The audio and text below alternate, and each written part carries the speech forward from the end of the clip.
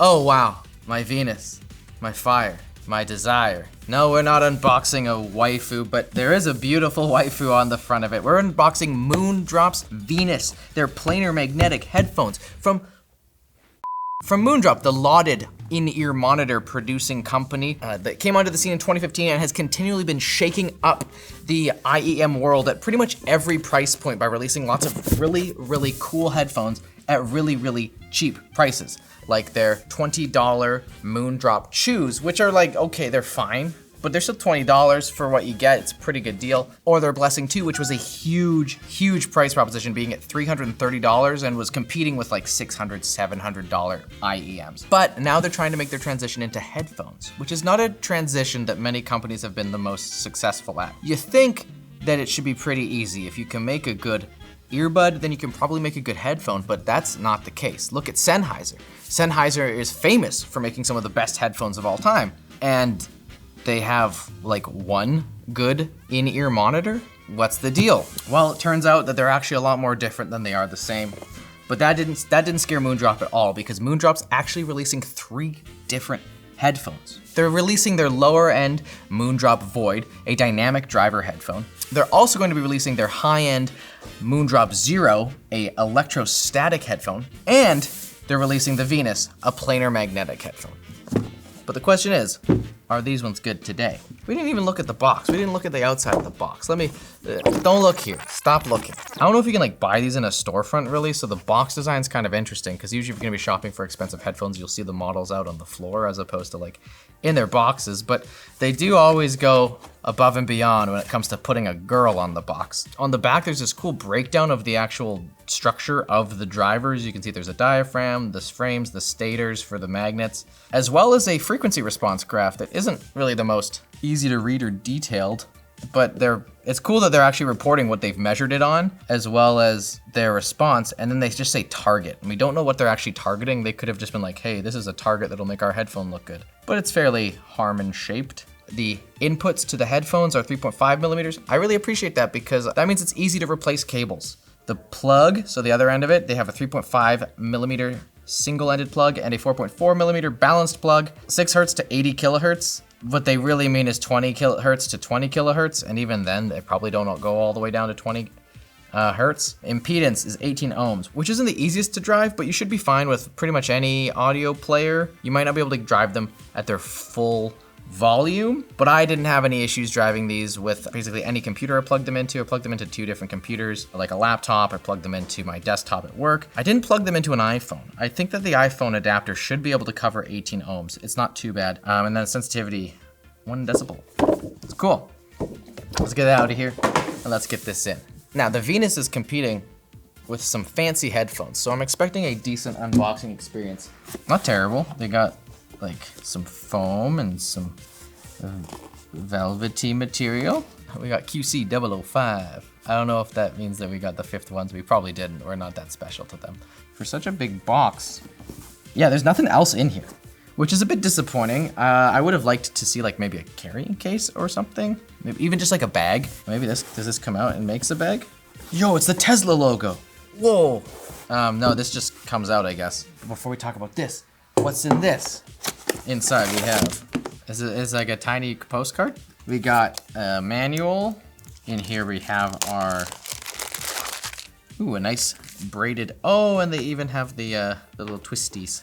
This is very much an IEM thing, the twisty cable. I like it, I think it looks nice. So we have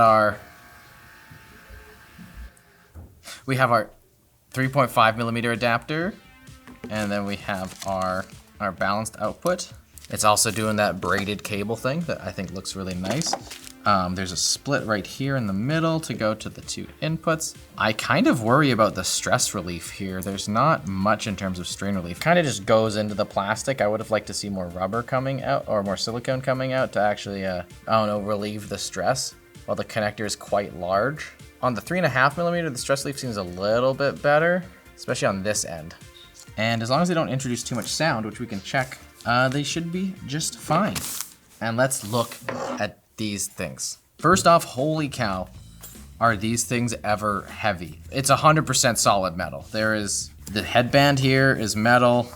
The entire side of the ear cup is metal, and this texture is actually like, it's sharp. I run my fingers along it and I'm worried I'm gonna get like a paper cut, or I guess just a normal cut when it's metal. But it looks really, really cool. Also, look at the size of the ear cups on these. Look inside, look at how much space you have in there. You could live in there. You'd have to pay rent if you wanted this much space in Vancouver. Roomy. This is a fake leather for sure. This isn't real leather. Same with on the headband. It's different textures on the headband though. They go for elastic instead of a cushion. I find that this works pretty well for me. I know that some people have complaints about this style of a headband because if you're somebody who wiggles around a lot or you have a smaller head, what it can do is that if it's too tight, it kind of starts slowly like kind of moving up your head. And then it's gonna be bothering the bottom of your ears. I know Jake Tivey's complained to me about that before. Even here, we got like 6 hex screws. Like these are built like a freaking tank. 6 on each side just for this headband. I guess if you really wanted, you could probably just replace the headband on these because there's no wires or anything going through the top. I do feel like this kind of disrupts the look of them. It's just like, it's a beautiful circle and dun. Oh, they also have like, you can see on the inside of this ear cup, there's like some breathing holes for that ear breath. These are open back, so don't expect any sort of isolation. You can basically see through them at this point. The ear cups, they are, hey, look at that. They're removable. So funny story, I had these a little bit earlier and I dropped them. And that's how I found out that you can do this. You can just take them out. I was very worried when I dropped these because this whole thing fell out and I thought that I had broken them for good, but then I realized that this is all the electronics you need. This is just a headband. You can see the diaphragm, the metal that just goes all the way around. So here's the thing, this is a 100 millimeter driver. This whole thing is the driver. That's the cool thing about planar magnetics, is that unlike a dynamic driver where you have a coil, that you have a small coil that's surrounded by a magnet that then pushes a large diaphragm. With planar magnetics, you have magnets that go along the entire plane of your diaphragm, and then when an electric charge is put on each side of it, it wiggles the diaphragm and that produces a sound. So instead of having the sound focused kind of from the center of the woofer at the back, you have this whole thing producing sound. So it's like that, as opposed to like a cone. And part of that is what gives like their unique kind of sound. Like people often talk about like the speed or the precision of the bass response in planar magnetics. And that's because you're not trying to have one small magnet move a big diaphragm. You have all of this diaphragm, all of these magnets working together to move a lot more air. On the other hand, that does tend to make these more expensive to manufacture than a typical dynamic driver.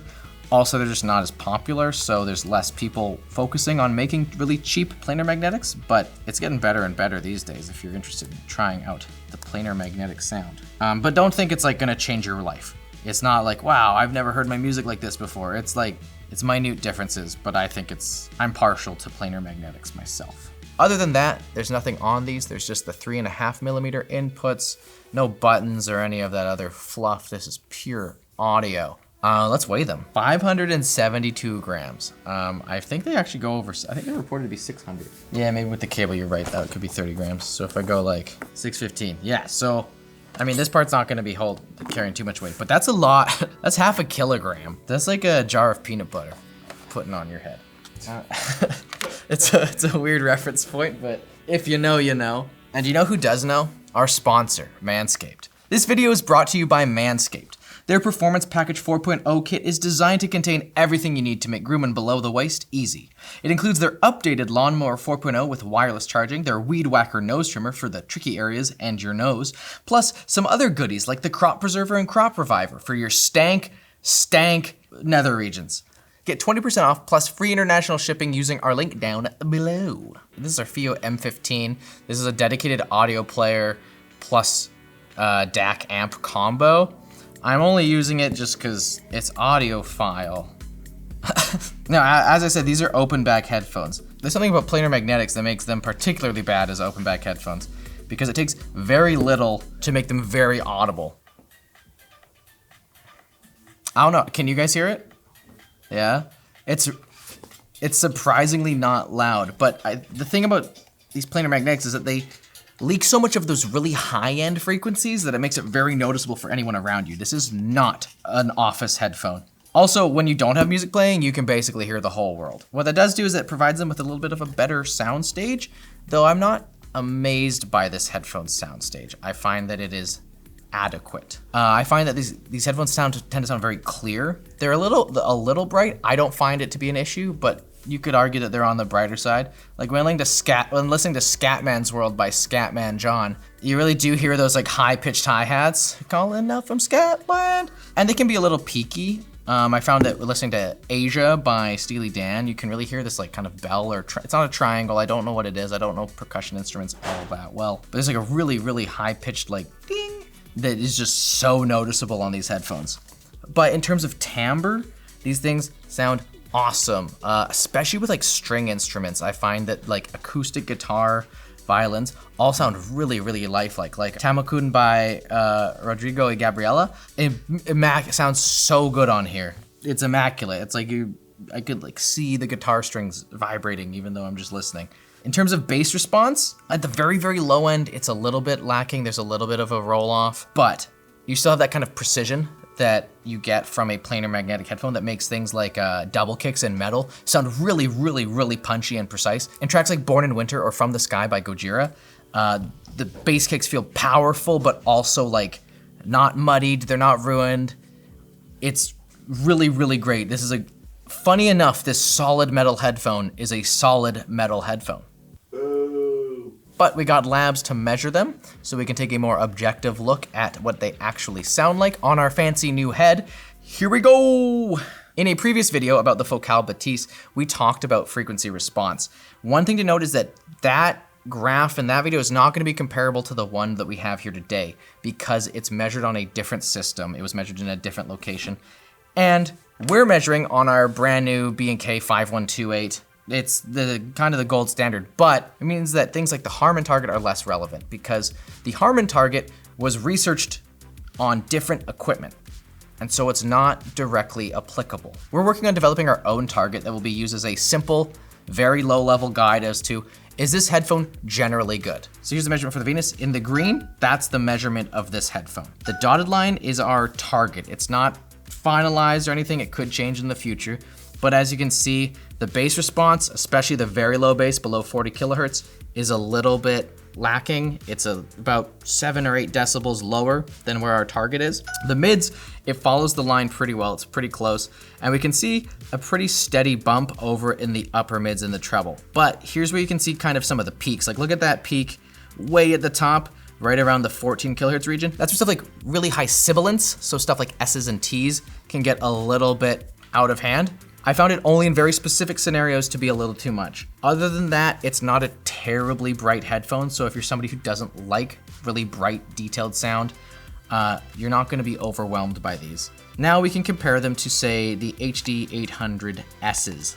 You can see that this has more bass presence than the HD800Ss, and it tends to be less bright. In the 5 to 8 kilohertz region, the HD800s tend to be a lot more louder, so there's a little bit more brightness to them. Some people find it a little fatiguing.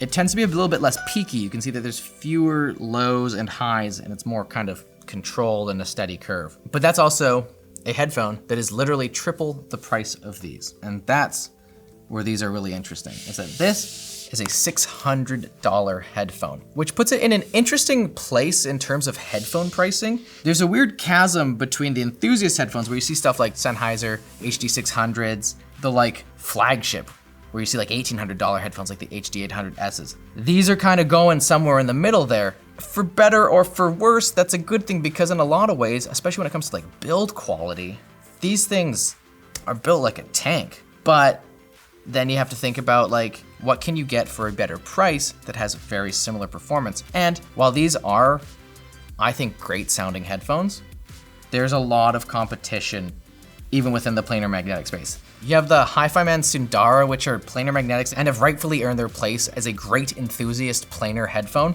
They're like half the price, and they also sound pretty dang good. I don't think they look as good. I found that when I listened to these, when I spent some time with these, the weight didn't bother me, but it is something you really have to consider if you're gonna be sensitive to heavy headphones. These are very heavy. Personally, I had no issue. Because it's a circle and it's not a crazy size, It leaves you open to options of getting custom ear pads or replacement ear pads, which can change the sound drastically, especially if you go for something that's more open, you can lose the bass, or if you go for something that's thicker, you can really enhance the bass response on these. It's a admirable entry and I think a really, really good first attempt, which makes me very excited to see where Moondrop takes their headphone lineup from here. If somebody decided to purchase these headphones, they would be absolutely happy with them. I think it's a great product, so well done. They're a great product, just be aware that there's other options that exist for slightly cheaper. You can do that with them. And you can subscribe to ShortCircuit. If you like this video, why don't you watch my video about the Focal Batiste, another really great pair of headphones that are, within striking distance of the same price, but they're wireless.